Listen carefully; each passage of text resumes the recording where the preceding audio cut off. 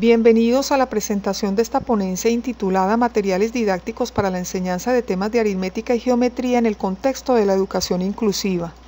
Mi nombre es Angélica María Martínez, soy docente del Instituto Pedagógico Rafael Alberto Escobar Lara de Maracay en Venezuela y agradezco al comité organizador del primer Congreso Virtual Iberoamericano sobre formación de profesores de matemáticas, ciencias y tecnología al permitirme este espacio para disertar sobre el tema. Como docentes de matemática vemos que de alguna forma esta área implica las bases para el desarrollo de contenidos en otras asignaturas afines o para su aplicación en áreas de carácter social. Sin embargo, algunos estudiantes refieren la matemática con cierta aprensión, con temores y con el aspecto de las dificultades que para ellos ha tenido la experiencia de la matemática escolar, generándoles sentimientos de frustración o autodepreciativos, como lo indica Reviere en el 2010. No obstante, muchos docentes buscamos alternativas para que dicha experiencia sea diferente y bueno, para esto tomamos en consideración el uso de ciertos materiales y recursos didácticos que sean propiciadores del proceso de enseñanza y aprendizaje de la matemática.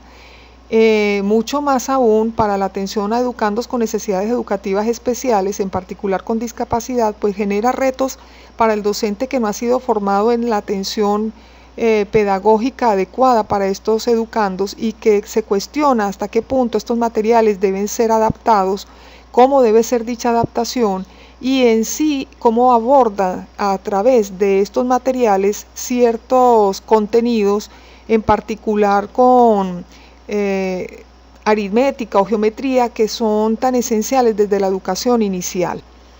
Esto pues lleva a ciertos interrogantes: de qué manera se han creado materiales didácticos para la enseñanza de la aritmética y de la geometría, cómo deben ser usados estos materiales didácticos y qué tipo de características conlleva su uso en el contexto de la educación especial. La justificación viene desde el ámbito internacional, una vez que vemos en el informe de Warnock en 1978 cómo se habla de los educandos con necesidades educativas especiales y la importancia de su inserción en el ámbito educativo, de tal manera que se empieza a dar un cambio de esas tendencias segregadoras y prácticamente entidades como la UNESCO, en compañía de diversos representantes de países a nivel mundial, se abogan por una educación inclusiva que debe dar a entender que tanto la formación del docente como toda la institución educativa se adapta a los requerimientos de este educando de tal manera que pueda hacerse la consecución de su educación. En Venezuela también nos abogamos a estas tendencias y se ve la educación especial como una modalidad del sistema educativo. En el Instituto Pedagógico de Maracay, de hecho, existe una especialidad de educación especial para formar a docentes que atiendan a estas personas en particular, pero sabiendo a su vez que todo docente, una vez que egresa, el aula se convierte en otro medio para seguirse formando y para seguir requiriendo cierta capacitación. Como lo dice González en el 2010, el aula se convierte en una comunidad de aprendizaje. Y el docente aprende mucho también de sus educandos, mucho más en particular cuando son educandos con necesidades educativas especiales. En cuanto a matemática, la formación del docente en el Pedagógico de Maracay implica para los que egresan de educación especial fortalecer ciertos conceptos en lo que son las áreas de aritmética y geometría, sobre todo porque son áreas de gran énfasis en la escolaridad y que fundamentan otras. A su vez, el que egresa de matemática también requiere fortalecerse en esa atención para educandos con necesidades educativas especial. Dicho de otra forma, se aboga en total por una educación inclusiva. Sin embargo, estamos conscientes de que en Venezuela todavía estamos en el aspecto de integración escolar y quizás el abordar esto de los materiales didácticos y profundizar sobre ellos puede acercar un poco más o tender la posibilidad hacia una educación más inclusiva. Por esto, se generaron ciertos objetivos en el trabajo. El primero, establecer lineamientos teóricos y prácticos para la enseñanza de la aritmética y la geometría en el contexto de la educación especial a través del uso de materiales didácticos. y los específicos en cuanto a enmarcar teóricamente el origen, diseño y características de varios materiales didácticos estructurados, entre ellos ábaco vertical abierto, soroban, ábaco o regletas de Neper, geoplanos y bloques lógicos. Por otra parte, describir el uso de estos materiales para la enseñanza de la aritmética y la geometría y reflexionar sobre el aporte, ventajas, aspectos de uso y posibles adaptaciones que conlleva el manejo de estos recursos en la enseñanza de la aritmética y la geometría en el contexto de la educación especial. Obviamente pues fue necesario considerar ciertos aspectos conceptuales y teóricos, de los cuales se van a mencionar algunos, entre ellos por ejemplo que se considerará material didáctico estructurado a todos aquellos materiales o modelos manipulables pensados y fabricados expresamente para enseñar y aprender matemática. Aquí entran perfectamente las regletas, ábacos, bloques lógicos y otros. Mientras que recurso va a ser considerado cualquier tipo de medio que puede utilizarse para el proceso de enseñanza y aprendizaje de la matemática. Entre ellos se llamarán a algunos como materiales didácticos no estructurados y otros como recursos que no son materiales manipulables. También en el propio aspecto de la educación especial se indagó, por ejemplo, en qué eran dificultades de aprendizaje, considerando que se presentan educandos cuyos procesos de aprendizaje no corresponden a las exigencias académicas ni van acorde con su edad, que son de carácter intrínseco y extrínseco y que conllevan considerar adaptaciones curriculares que de alguna manera están dadas en acomodar, ajustar ese currículo ordinario correspondiente al grado escolar y que va a requerir el educando con necesidad educativa especial. En matemática se habla de dificultades de aprendizaje en matemática denominadas DAM, que surgen en algunos casos por la autoestima y la no búsqueda de ayuda o delegar a la escuela el aprendizaje de la matemática. Por otra, se diferencian en acalculia, que son más de orden neurológico, y la discalculia, que se presenta en la escolaridad y puede ser superada gracias a una atención oportuna del docente. También, vimos lo que era la atención a personas con discapacidad visual y por esto se trató del método Braille, lo que es la formación de este código a través de 6 puntos en relieve que en su combinatoria pues se relacionan con las formas de las letras, pero que también tienen su uso para la matemática. Una primera forma en los dígitos que revierte las primeras 10 letras del abecedario, pero en el que se usa un símbolo en forma de L invertida para indicar que ya no son letras sino números. Sin embargo, no se trataba solamente de esta codificación sencilla, sino que se creó también el Código Matemático Unificado para la Lengua Castellana, que desde 1988, a través de convenios entre Argentina y España, pues permite ampliar la codificación de otros símbolos matemáticos, por ejemplo en la escritura propia de números grandes, donde ya se usa el punto para indicar miles, o también el de números ordinales, en el cual se anexa la última letra de la palabra, por ejemplo como para primero con o primera se agregaría el A. Las fracciones también para escribir fracciones de tipo propias, impropias o mixtas, o también para la escritura de números decimales, tanto periódicos como no periódicos, o para el uso de otros simbolismos, el de signos de agrupación, el de variables, o el de límites, o de otra serie de terminología que requerimos para matemática más avanzada. Bueno, a su vez, también consideramos el método Constance, pues su creadora trabaja con el color, y de hecho este método le llaman el lenguaje del color porque es la codificación que ella realiza en líneas en relieve para distintos colores en relación a cómo ellos se manifiestan en la naturaleza. Por eso el amarillo lo relaciona con líneas rectas paralelas, el azul con líneas onduladas y el rojo en líneas en zigzag. A su vez, pues la combinatoria de esta primera codificación ayuda para hablar de los colores secundarios. Y bueno, puede ser muy práctico en el uso matemático, por ejemplo, cuando se trabajan o se trazan gráficos en color y la persona ciega puede interpretar el color a través de estos métodos como el de constancia. La metodología y diseño de nuestro trabajo es considerar este estudio de carácter cualitativo. Se destaca el análisis crítico reflexivo precisamente porque por una parte se hace una revisión bibliográfica y se apoya de las experiencias personales y de la práctica docente que asumo en el mismo Instituto Pedagógico de Maracay al atender a futuros docentes de educación especial y de matemática. Esto lleva una serie de talleres para la formación de estos docentes y organizamos entonces contenidos en torno a las 4 operaciones básicas y a conceptos de geometría básicos. Pero a su vez se caracterizaron los materiales que mejor podían emplearse para esta temática y se revierte en ellos lo que es su origen, su descripción, su construcción, actividades que propicien la enseñanza de la temática que ellos a su vez nos pueden facilitar, y el aporte en el contexto de la educación especial. Brevemente mencionaremos pues algunos de estos materiales y cómo se consideraron. El ábaco como forma excelente, como calculadora de la antigüedad. Vimos cómo normalmente se relaciona con varas. Algunos son cerrados, otros de tipo abierto. Nos quedamos con aquellos de tipo abierto y vimos, bueno, su origen, su descripción, que se trata de columnas fijas a una base.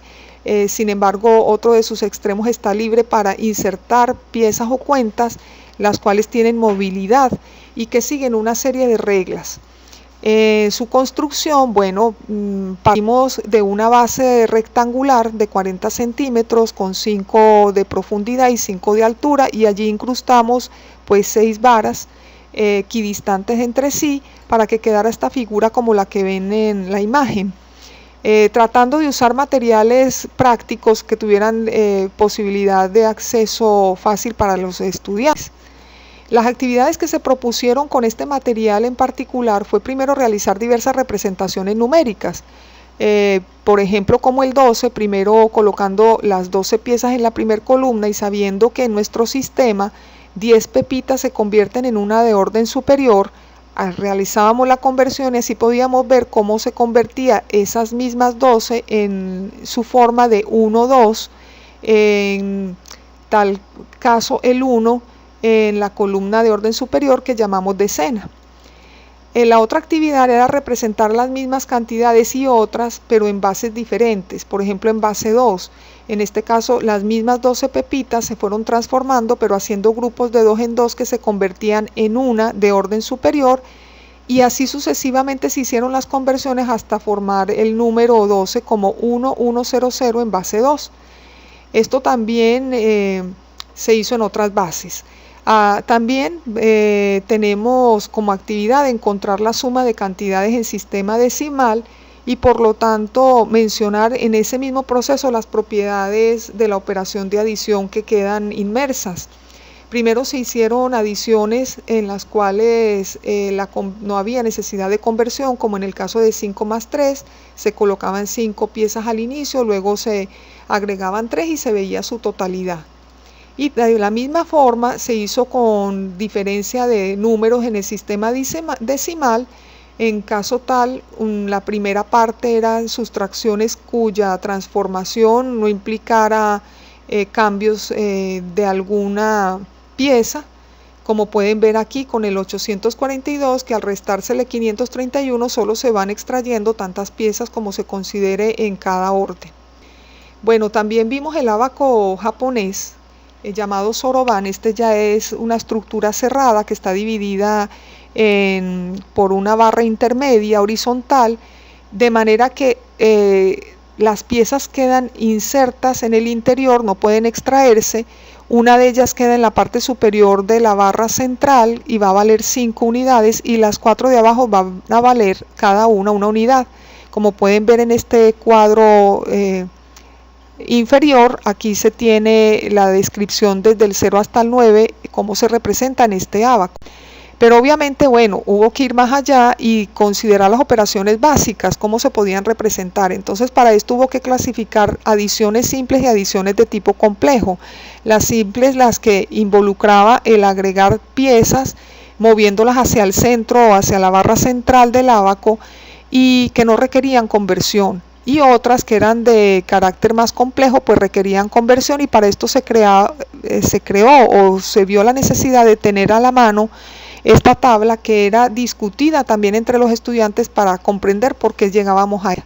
Un ejemplo de tal circunstancia es sumar, por ejemplo, 184 más 85. Primero pues vemos el 184, que es la movilización de una pieza en la centena, y formar el 80 en las decenas, que es la movilización de la pieza superior, que vale 5, y 3 de la parte inferior, y luego las 4 de las unidades. Si a esto le agregáramos 87, vemos que en las decenas no tenemos más piezas para movilizar, lo que implica hacer una conversión utilizando una centena. ¿Cómo haríamos esto? Bueno, movemos una centena, pero sabemos que una centena, para que se convierta en 8 decenas, sería necesario restarle 2 decenas a lo que ya agregué. ¿Por qué? Porque sabemos que de alguna forma el 8 es igual que 10 menos 2, y en este caso una centena equivaldría a esas 10 decenas que pues no tenemos en este momento. Una vez hecho esta parte de conversión, ya terminamos agregando las 5 unidades, que viene a ser movilizar la pieza superior en este primer orden, y se tiene la suma como 269, que es la totalidad de lo que representa cada pieza al estar en el centro de este ábaco. Ahora, en forma similar se hicieron sustracciones, y para esto también pues se clasificaron las de forma simple y las de forma compleja, siendo las de forma compleja necesario utilizar un cuadro similar al de la adición.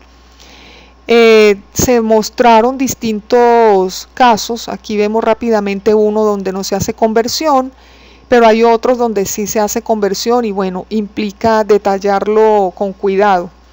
Ya para el uso de este ábaco Soroban en personas ciegas, primero consideramos que el trabajo debe ser en conjunto con braille y con la caja aritmética, y también del uso de la mano, pues precisamente al realizar esta actividad con una niña ciega, vimos como la pieza de arriba fue más fácil captar, que valía 5, si se convertía esa pieza como el puño de la mano.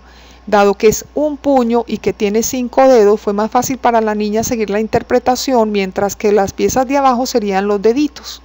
Entonces un 7 sería como si tuviéramos un puño y 2 dedos. Es decir, en nuestro ábaco de Soroban sería movilizar una pieza superior y 2 inferiores.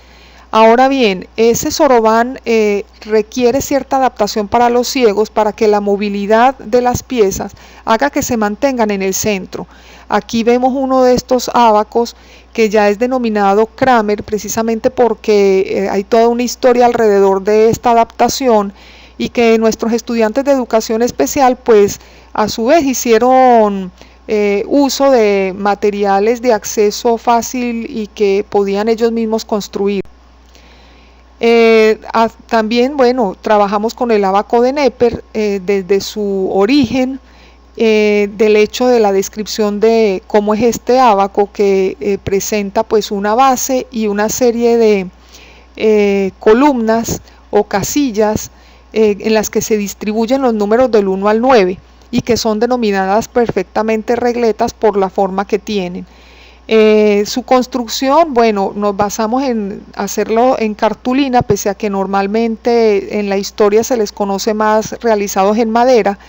Y en cartulina, bueno, tomamos 3 cartones de 20 por 30 centímetros y fuimos cortando en ellas columnas de manera que quedaran equitativas. A la final, bueno, quedaron así conformadas, como ven en esta imagen: una base para la multiplicación, otra base para la división, y aparte de esto las regletas en las que se distingue el primer número con un color llamativo, y de allí para abajo, bueno, la tabla de multiplicar que revierte este número.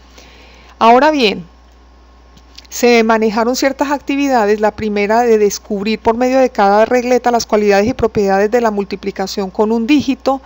Luego se hicieron productos de multiplicación con dos cantidades considerando ciertos casos. Por ejemplo, el sencillo, que era tomar un número como 941, multiplicarlo por 8 y ver que el resultado se obtiene al sumar las cantidades que van en las respectivas diagonales. Otra era ya multiplicar un número pero por dos cifras, por ejemplo 736 por 48, lo que significaba separar el 48 como un 40 más 8, y el 40 se busca en la regleta en la base a partir del 4, se busca el resultado pero se agrega un 0 porque no se está multiplicando realmente por 4 sino por 40. Luego se hace la multiplicación por 8 y estos subproductos se suman. Es decir que aquí estaríamos estudiando de alguna manera la propiedad distributiva, pero a su vez el valor posicional de cada dígito, ¿no? También se hicieron divisiones para la obtención de cocientes considerando varios casos.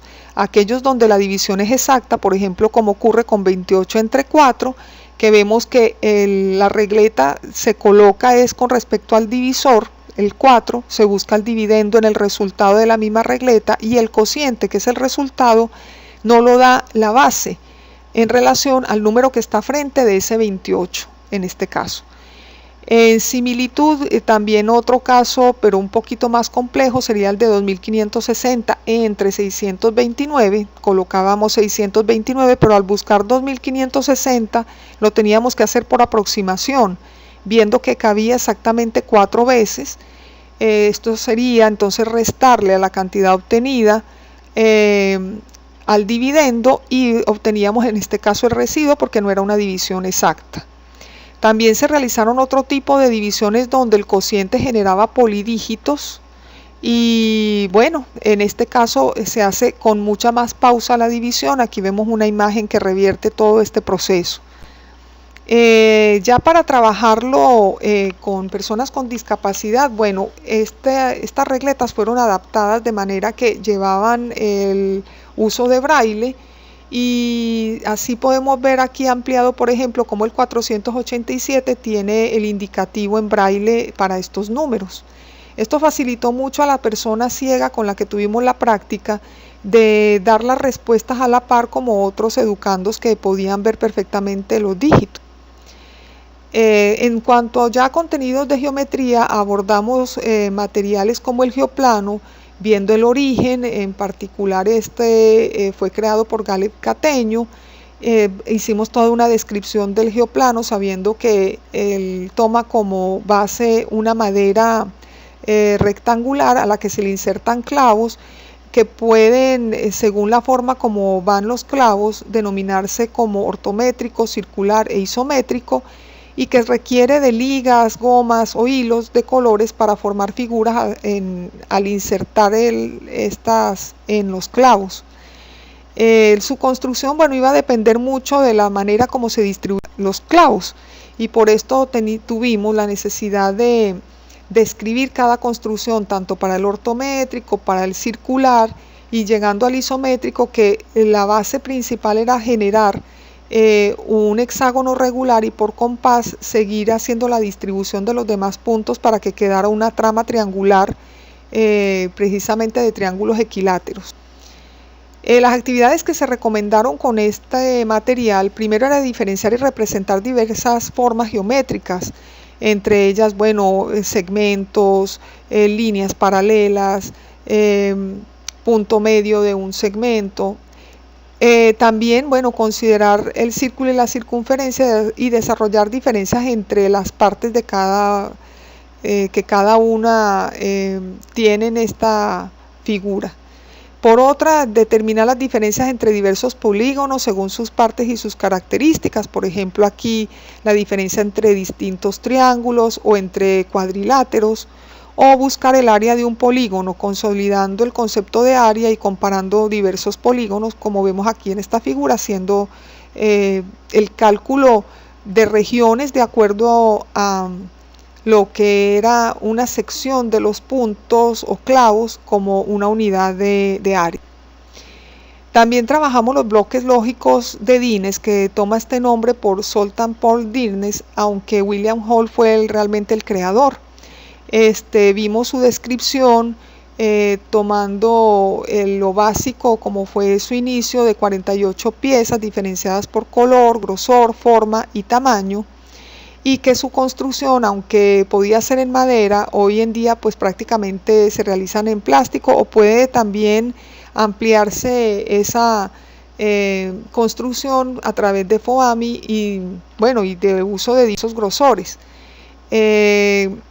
En cuanto a su construcción, cierto aspecto relevante era que lo adaptamos en el caso para que fuera tratado con niños ciegos, porque el niño ciego no iba a percibir el color, y para esto entonces aplicamos el método Constance.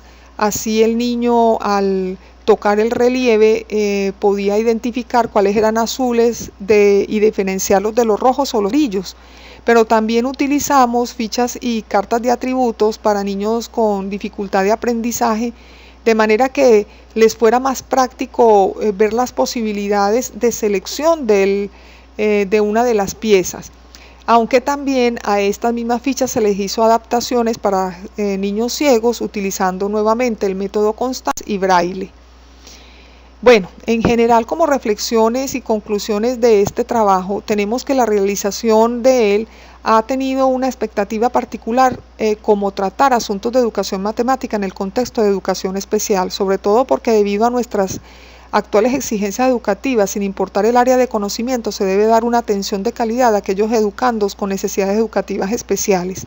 Las operaciones básicas son una base fundamental para muchos otros contenidos en aritmética y posteriormente son usados en otros contextos.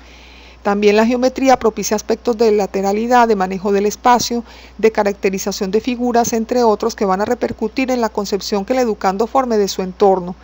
Este trabajo también tiene la perspectiva de generar una propuesta didáctica para consolidar su uso y servir en la formación del docente. Y las actividades sugeridas en particular son parte de las muchas que pueden realizarse para estimular y afianzar el aprendizaje, ya sea de operaciones básicas o de temas geométricos. En ellas puede observarse el marcado detenimiento en relación a su concepción, el uso de propiedades y los algoritmos o procedimientos para obtener los respectivos resultados, por lo que también se insta a considerar ante la actividad a desarrollar aquellas donde se aborden la resolución de problemas. Por último, bueno, aunque existen muchos otros materiales didácticos para tratar contenidos aritméticos y geométricos, este trabajo se basó específicamente en algunos de ellos porque se precisaba o se pretendía ser detallados con cierta minuciosidad para llegar a reflexiones de interés hacia la enseñanza y aprendizaje de estas áreas y su relación con educación especial. Puede notarse también que no se menciona la relación cronológica del educando al momento de realizar las actividades descritas, pues se considera que ellas mismas estarán sujetas a una previa evaluación por parte del docente para adaptarlas tanto al ritmo como a las características particulares del educando con necesidad educativa especial. Por otra parte, los materiales didácticos descritos son de fácil elaboración, por excelencia manipulables, llamativos, que no perjudican para nada al educando siempre y cuando se considere dentro de su elaboración evitar el uso de agentes tóxicos o alergénicos. En resumen, se ha tratado de presentar en este trabajo una forma de acercamiento entre la educación matemática y la educación especial, pero también se muestra la posibilidad de dar propuestas educativas desde el aula para la atención a educandos con necesidades educativas especiales. Bien, aquí quedan las referencias de algunas de las citas que se enmarcan en esta exposición. Y bueno, se agradece mucho la atención prestada ante esta ponencia.